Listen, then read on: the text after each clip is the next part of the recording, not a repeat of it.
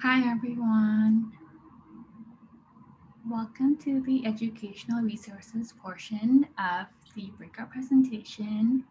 My name is Aarati Raghuvanshi and I'm a research assistant here at EC Prism, supporting the web development and the science communication aspect of the impact measures tool. In this presentation today, we will be going over the educational resources available on the website. This will be a 15-minute breakout presentation where we try to do a lot of things, but it's okay if we run out of time and we just want to discuss more. We can shift things around and there's no problem with that. We will be doing a brief walkthrough of the website as well as a brainstorming and discussion session. Please feel free to use the Zoom chat feature at any time to ask questions or to add any comments. My colleague Anna will be monitoring the chat and bringing up any questions to my attention. So the Impact Measure tool has educational resources spread throughout the website, with most of the information being in the scoring and learn page. In this presentation today, we will be focusing more on the learn page, which houses our educational content for anyone interested in learning more about measurement and evaluation in the field of early childhood and parenting. So throughout the development of the website, we have always been very mindful of the educational goals that we have set for ourselves as the Impact Measures tool. The Impact Measures tool was developed as an open access resource for the public, so we really want everyone to educate themselves, empower themselves on various topics on measurement and evaluation. We also want to be able to simplify and disseminate information and topics of measurement and evaluation that can sometimes be a little complex and difficult to understand. We want to make sure that the information provided on the website is easy to comprehend, that the users can build upon their existing knowledge, and that they're able to apply this learning to the real world scenario, whether it is to identify measures for program improvement or impact. We also strongly believe that everyone involved in the work of early childhood and parenting brings in valuable information. So we hope that the Impact Measure tool can serve as a community dedicated to interdisciplinary learning, and we want this breakout session to also act as a medium for shared learning. So we will quickly move on to the Learn page walkthrough, and again, please ask any questions you have using the Zoom chat feature. Let me move on to the window over here. So you will find the Learn page at the top of the website over here, hosting most of our educational resources, but you can also take a look at the scoring page for more information specifically on the scoring methodologies. The Learn page is split in three different sections. The first being educational videos, where we have created videos ranging from how to use the website to how to choose a measure and so forth. We are planning to expand this collection of videos to have multiple different categories, and would really love to hear from you in terms of what topics you would like to see as a part of the educational video. For now, I'm going to go ahead and share a little clip of this how to choose a measure video in the middle. In this scenario, a teacher is trying to choose a measure and is not sure what aspects to consider as being important to a measure. So far, they have already gone through two different measure considerations in terms of what they need to consider and have two more left to go. So I'm just going to play the short clip, but feel free to explore more at your own time at the end of the event. What other aspects of a measure are important in the selection process? Recall that the preschool teacher works in a class with students of many different genders, races, ethnicities, and backgrounds. They would prefer a measure that has been developed with different communities in mind. After doing some research, the teacher learns that Measure B was developed with multiple demographic characteristics in mind, whereas Measure A was not. We refer to this as the cultural relevance of a measure. What is the fourth important aspect of a measure? When making a selection, it is important to choose a measure that has been thoroughly researched.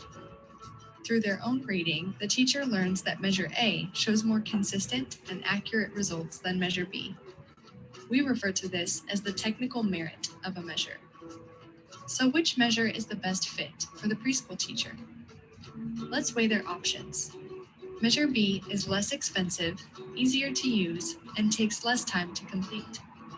But research demonstrates more accurate and consistent results for Measure A. However, Measure B is also more inclusive of multiple demographic characteristics. In this scenario, the preschool teacher prioritizes the cultural relevance of the measure. Therefore, they decide Measure B is the measure most appropriate for their context and purpose. However, they recognize that Measure A has been shown to provide more accurate and consistent results than Measure B, and will keep this in mind when interpreting the data from Measure B. So that was just a little teaser of what we have in terms of educational video content. And as I mentioned again, we will be expanding a lot more on this, and feel free to explore at your own time. As you scroll down below, you will see a collection of frequently asked questions categorized by your area of interest. So we have a couple questions on generic website use. How do I use the website? How do I access the website? Who is this website for? We also have questions that are more specific to measurement, such as what are the different types of measures available. We also have questions on the different topics of early childhood development and parenting that the impact measure tools cover. So, for example, if you're interested in learning more about executive function, we do have a little bit of information on this. We also have information on different measure scoring questions. A lot of these lead back to the scoring page, but these are just some quick highlights for you to look back to. Scrolling down, we also have a quick glossary of commonly used terms throughout the website. Some of these terms you might be familiar with, some of these terms you might not, but this is a place for you to get a quick reference of terms you will see throughout the website.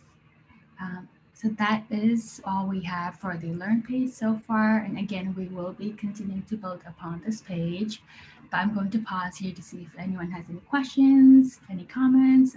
Feel free to either jump in or message in the chats.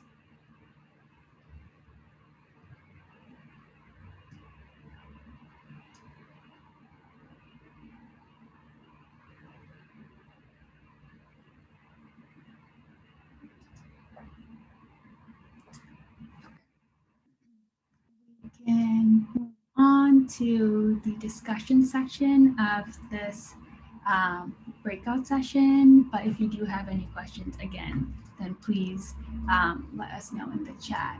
I'm going to copy this and send this link to the Zoom chat so you guys can access it.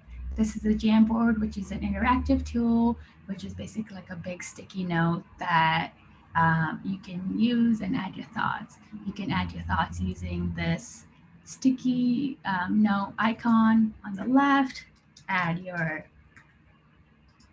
phrase, and then it will show up over here. You can drag it, drop it so everyone can see your sticky note. So please go ahead and click on the link in the chat and join me on the Jamboard.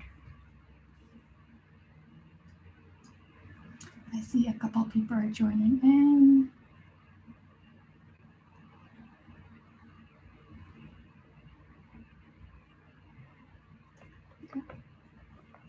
So I'm going to go ahead and read out the prompt as a couple people are still coming in.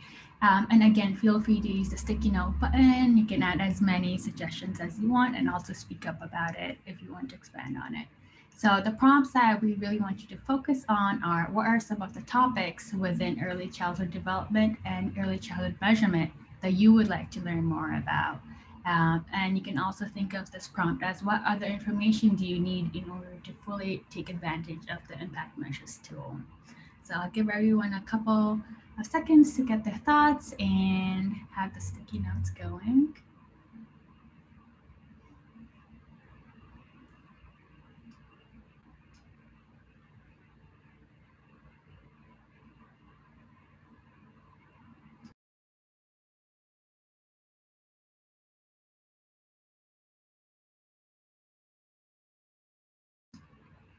If anyone feels like they want to rather speak up about it, you're more than welcome to do so. anything that works for people. It's great.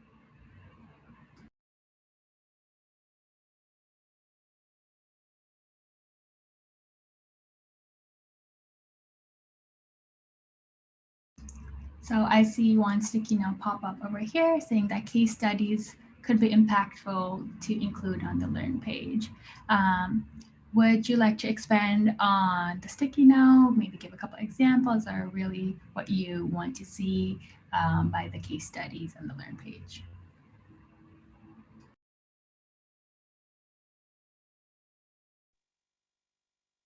Sure, I can build on that a little bit. I think there's a big appetite to learn from what others are doing. So, and I think with particularly with um, the TA work that you guys do, there's probably a lot of really good examples and exemplars of best practices, or even just real challenges in measurement, and that's a good way to learn. Yeah, totally. And Anna and I are both part of the TA team, so we definitely see a lot of really real life challenges of measurement, and there is a lot that we could write about. So it's a really good idea. Thank you um, for your suggestion. Any other suggestions? Any other things that you really think would be exciting to see on this website from what you've learned about impact so far, or just what you want to see being talked about more? Okay. I see this other note that says, I would like to learn about more about the cultural relevance tool. I have an immigrant child in my program and the existing measures I'm aware of are not appropriate for them. Is it possible to search measures by, I'm not sure what the end of that question is. Would anyone like to expand on that? I can definitely speak more to that as well.